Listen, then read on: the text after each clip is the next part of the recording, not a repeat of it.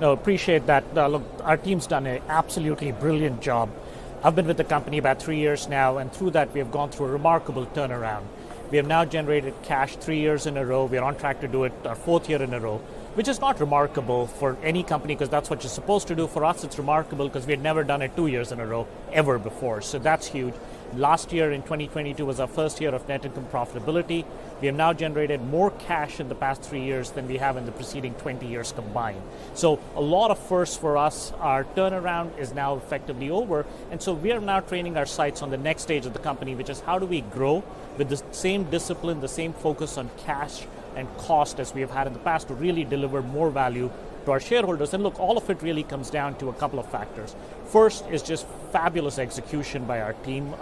They've stayed focused on the things that matter, the things that we can control. And secondly, we have been helped by a market tailwind, a very robust set of activity, especially in the Middle East, but also in several other regions of the world. So that's really what's been driving the company. Not to mention, I guess, a more stable oil market for you as well, Indeed. Which is helping the ONGs to invest. So as those big oil companies progress through the energy transition, how are you going to grow, win bids and compete for business? Where's the demand going to come from? Yeah. So first of all, we see the energy transition unfolding. It's part of our responsibility to make sure we do it responsibly, we do it well.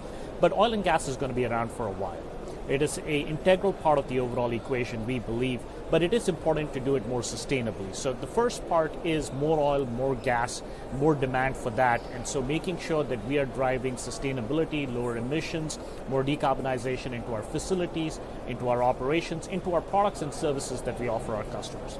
The second part of it for us is what are the new offerings and how do we diversify our revenue base? So we've made a lot of advances in that. We've got a terrific platform around plug-in abandonment, which is an important part of the transition as old fields get decommissioned, wells have to be plugged to make sure you don't have leaks. So we've got an integrated offering.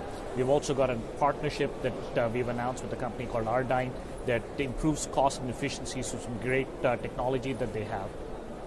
We've also got a terrific platform in geothermal drilling. So this is something we've been a leader of for about 2 decades now because of our high temperature excellence.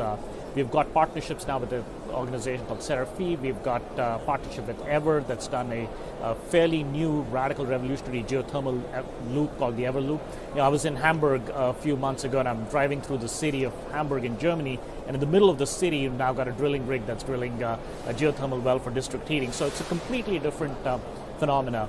We're also doing some work in CCUS. It's a huge ecosystem, but we are focused on the storage and monitoring aspect, as well as a little bit in solution mining. So a lot of different things, and our hope is to continue to add platforms each year so that we can continue to diversify the company. Okay, let me just take a step back from Sure. and just pick up on your first answer. Was it 3 years you've never had net cash positive generation? Is that? No, we hadn't So done you it. had 3. You've had 3 years, but Yes. you've never done that in your Entire history. So we've had a few cycles in your entire Yeah. history of your company as well. What are you doing to make sure that actually, I just want to know what the difference is, because we've had some brilliant cycles with some much higher oil prices than we Yes, are now. indeed. 2011 to 2014, we averaged much higher level than we've averaged over the last couple of years as well.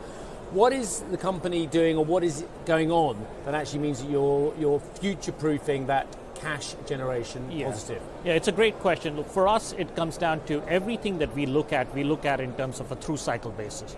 So we say our portfolio, which is the intersection of every product line in every country, is it going to be resilient on a down cycle?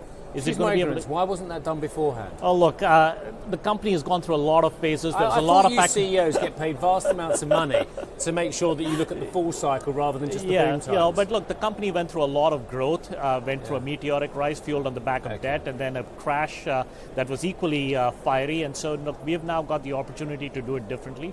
But it's also about connecting the leadership team to the front lines of the company, making sure that there's transparency, there's communication across the board with a very tight operating cadence around the business. So we are trying to focus on the simple things, the fundamentals. There's nothing revolutionary, it's just down to basics. Hi, I'm Joanna Bersecci, and thank you for watching. You can check out more of our videos by clicking on the boxes on the screen.